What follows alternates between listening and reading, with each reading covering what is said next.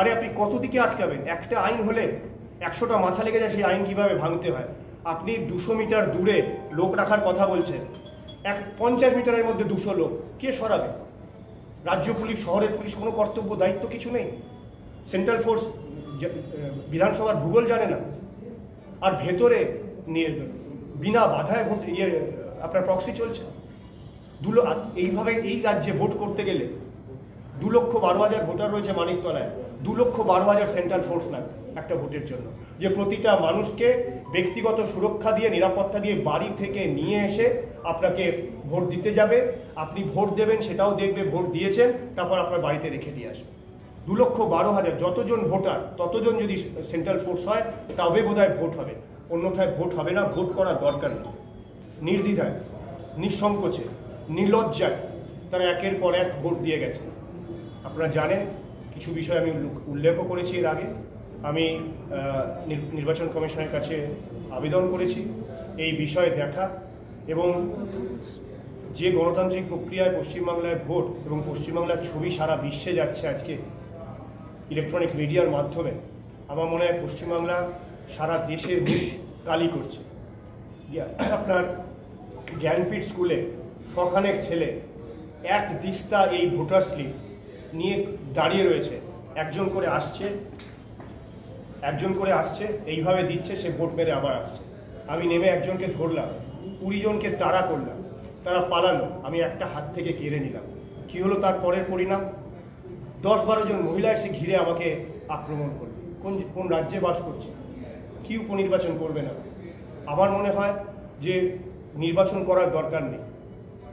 তৃণমূলের প্রার্থী দ্বারা এবং বাকিদেরকে বলে দেওয়া হোক যে তোমরা নমিনেশন দেবে, নমিনেশন দেওয়ার পরে তোমরা একটু আনন্দ করবে, আমরা নমিনেশন দিয়েছি, গণতান্ত্রিক প্রক্রিয়ার ব্যবস্থা ব্যবহার করেছি। যেদিন উইথড্রয়ালের দিন তোমরা সবাই গিয়ে উইথড্র করে নেবে, বিনা নির্বাচনে ওয়াক ওভার হবে। ভোটের কোনো দরকার নেই, সরকারি তহবিল বাঁচবে। 6.5 লক্ষ কোটি টাকা এমনি ঋণ রয়েছে এই রাজ্য, খুব শীঘ্রই দেউলিয়া হওয়ার পথে যাবে। ভোট করে সাধারণ মানুষের সময় নষ্ট করার দরকার নেই, সরকারের অর্থ নষ্ট করার দরকার নেই। আর যদি ভোট করতে হয়, কোনো বুথে এজেন্টের দরকার নেই, না বিজেপির এজেন্ট থাকবে, না সিপিএমের, না কংগ্রেসের, না শাসক দলের। কোনো বুথে এজেন্টের দরকার নেই। মানুষ মানুষের মতো ভোট দেবে। সরকারি আধিকারিকরা বসে ভোটের ব্যবস্থা করবেন, মানুষ যাবে, তার ভোটার কার্ড দেখাবেন, ভোট দিয়ে চলে আসবেন। এজেন্টের তো কোনো দরকার নেই। এজেন্ট থাকলে আপনি কি বলবেন নির্বাচন কমিশন কি করছে? আমাদের এক কার্যকর্তার মেসেজ এলো, new national high school English medium, Gyanpeeth high school যেখানে আমি এটা ধরেছি, new national high school Hindi medium, এই জায়গায় যারা বসেছিলেন 252, 253, 251, 243 ভোট হয়ে গেছে। যে 4 জন বিজেপি কর্মী বসে রয়েছে তাদেরকে বুথ থেকে বেরোতে দিচ্ছে, তারা প্রাণ ভয়ে রয়েছে, বেরোতে পারছে না। কি পরিস্থিতি আপনি লক্ষ্য করুন। মধ্যযুগীয় বর্বরতা। সাধারণ মানুষ আমার মনে হয় এই বিষয়ে জানা দরকার, এবং আপনারা দায়িত্বশীল সংবাদ মাধ্যম হিসেবে মানুষের কাছে তুলে ধরবেন। তারপর কোনো এক সময় এই এভিল স্পিরিট বিনাশ হবে, এবং নিশ্চয়ই এই রাতের পর, অন্ধকারের পর সূর্যোদয় আসবে, এটা আমি মনে করি। কি চাইছেন? দেখুন, নির্বাচন তো হয়নি, রিপোল হওয়া মানে তো আবার সরকারের অর্থ নষ্ট, আবার আমার আপনার সময় নষ্ট। 3 সপ্তাহ ঘরে ঘরে গিয়ে এই গ্রীষ্মের রোদে দরকার নেই রিপোল। বলা হোক যে এই নির্বাচনে কি হয়েছে সেটা রেকর্ড হোক। আজ থেকে 50 বছর বাদেও যদি 2024-এর মানিকতলা উপনির্বাচনের প্রসঙ্গ ওঠে, সেটা যেন রেকর্ডে থাকে কি ঘটেছে, ভিডিও ফুটেজ সহ রেকর্ড থাক। নির্বাচনের দরকার নেই ওয়াক ওভার প্রার্থী। যদি কোর্ট মনে করে নির্বাচন হবে, আমি ক্যান্ডিডেট জমা দেব, নমিনেশন দিন উইথড্র করে নেব, যে আমি দিয়েছিলাম, আমার সান্ত্বনা পুরস্কার আমি পেয়েছি, রিপোল হয়েছে, কিন্তু আমি ভোটে কন্টেস্ট করছি। কিন্তু আপনারা তো রিপোলের জন্য আবেদন করেন।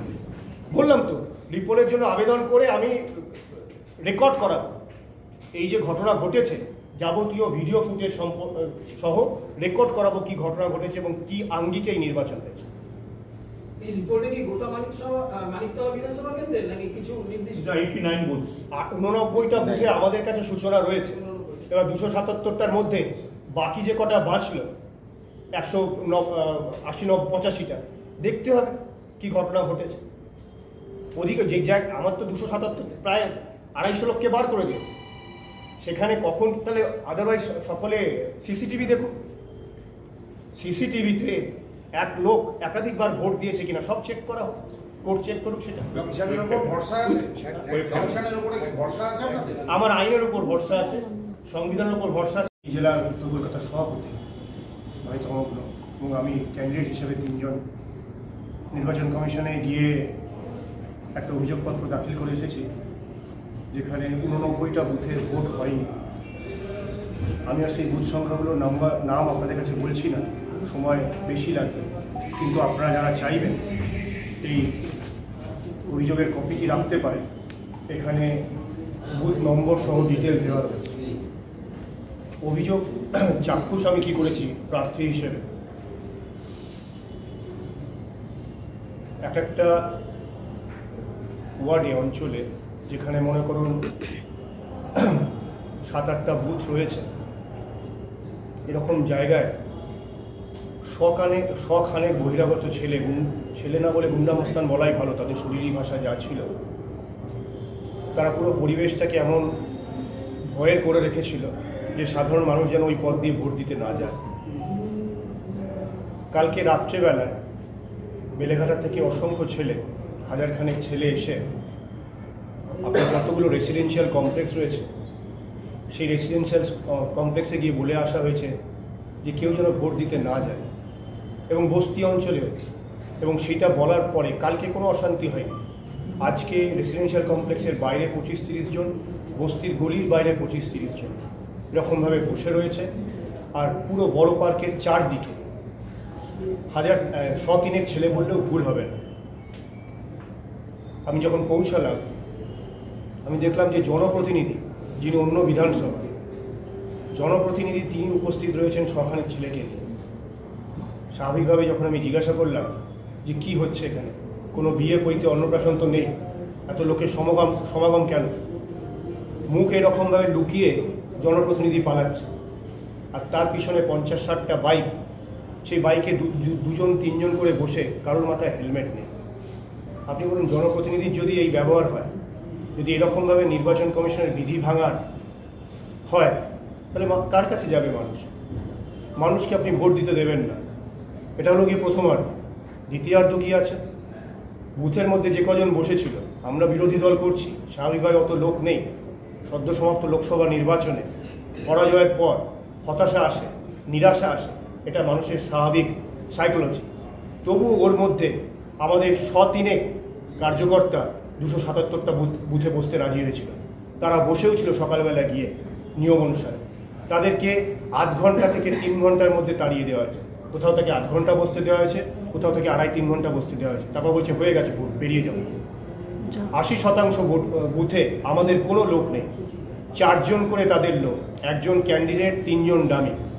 ফুটবলের একটা আইন করে দেওয়া হয়েছে, রেফারি সেই আইনটাকে ফলো করে বাঁশি বাজায়, ফাউল হয়েছে থেমে যাও, বল বাইরে হয়েছে থেমে যাও। কিন্তু যদি আপনি আইনই না মানেন, আর বল চলে গেছে, আপনি সেই বল নিয়ে চলে এলেন গোল করে, তখন আপনি বলবেন যে রেফারির ওপর বিশ্বাস নেই, ভরসা নেই, নাকি আপনি যে আইন দেওয়া হয়েছে সেই আইন মানছেন? কোর্টে যাবেন কি? কোর্টে যাবেন?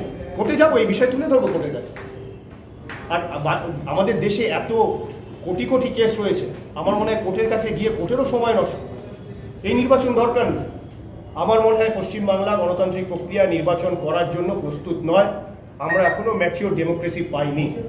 ম্যাচিওর ডেমোক্রেসি পেতে গেলে সাধারণ মানুষকে পথে নামতে হবে। কোনো একটা রাজনৈতিক দল আজকের যা পরিস্থিতি রয়েছে, সেই পরিস্থিতিতে পশ্চিমবাংলায় গণতান্ত্রিক আনতে পারবে না, গণতন্ত্র আনতে পারবে। তার মানে আজকে যদি রিপোল না হয়, যদি রিপোলের ডেক্লারেশন না হয়, তাহলে কি আপনি আজকের এই ভোটের থেকে একদম হতাশ? বিষয়টা তুলে ধরলাম, রাজার গায়ে কাপড় নেই সেটা বললাম। এবার রাজা যদি কাপড় পরেন ভালো, নইলে চোখ বন্ধ করে যাব। আমি তো প্রজা, উলঙ্গ রাজাকে তো দেখতে পারি না। আমি আমার অবজেকশনটাকে রেকর্ড করলাম, নথিভুক্ত করলাম। ইতিহাস তো থাকবে, আমি আপনি থাকবো না। ইতিহাস থাকবে কিভাবে গণতন্ত্র চলেছে একটা উপনির্বাচনে। কমিশন কি তাহলে প্রহসনের জায়গায় পরিণত হয়েছে? আপনারা আমার থেকে ভালো বুঝবেন নির্বাচন কি হচ্ছে, নির্বাচন কি হলো। একটা ক্যান্ডিডেট, সে তার সামনে পিস্তল তুলে ধরা হচ্ছে, রড দিয়ে পাথর দিয়ে আমার গাড়ি ভেঙে পড়লো, আমার প্রাণ নাশের চেষ্টা হলো। আপনার অন ভিডিও রয়েছে। কোথায় নির্বাচন আপনি? ঠিক আছে, থ্যাংক ইউ।